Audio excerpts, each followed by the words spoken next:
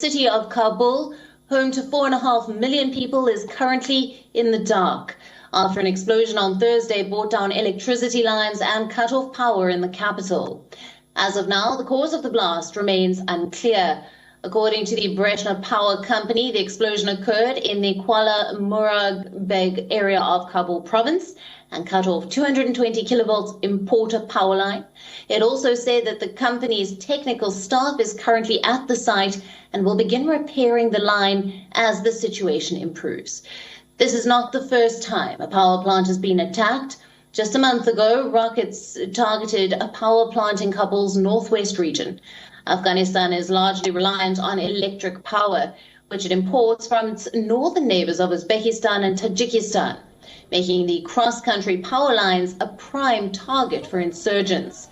If the explosion is foul play, then the Taliban will recognize the tactic, since the group also targeted the power infrastructure during its own fight against the US-backed government.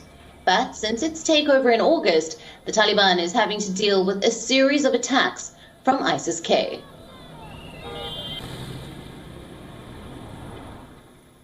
Joining us live for more on this story is WION correspondent Anas Mallick. Thanks for being with us, Anas. Now, another explosion in Afghanistan on Thursday, which has brought down electricity lines and cut off power in the capital. Is there any information that's pointing towards this as an act of terror? What are the latest details that you have for us?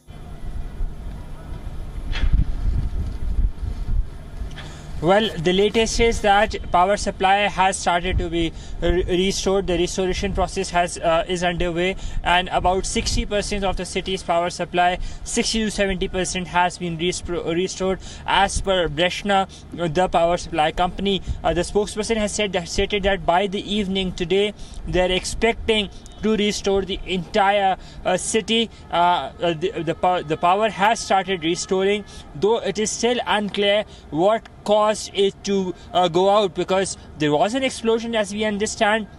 But what was the type of explosion? Was it a miscreant attack? Was it an IED? Was it a terror attack? Or was it a technical explosion? That still remains a mystery. Alison? Right, Anas, has there been any statement from the Taliban on this latest explosion? Well, as we speak, the Taliban are yet to react on the power outage.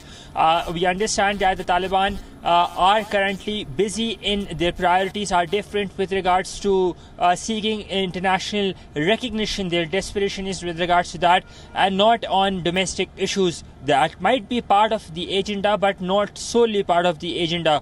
Therefore, we're yet to see a statement from the Taliban or, for that matter, from the Ministry of Water and Power, the Taliban's Ministry of Water and Power, with regards to this power outage.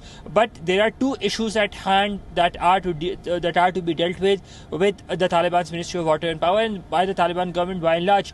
First is the issue of these miscreant attacks or these technical failures, these explosions that caused the city to go dark, number one. And number two, the other bigger problem is with regards to non-payment of dues.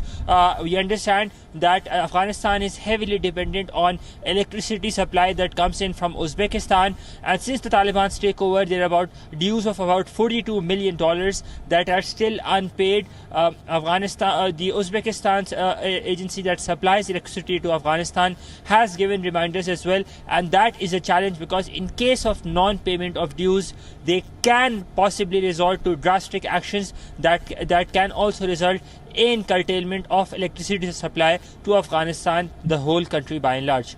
Alison? Right, Anas, thank you very much for bringing us all the latest details on that major power outage. WION, now available in your country. Download the app now. Get all the news on the move.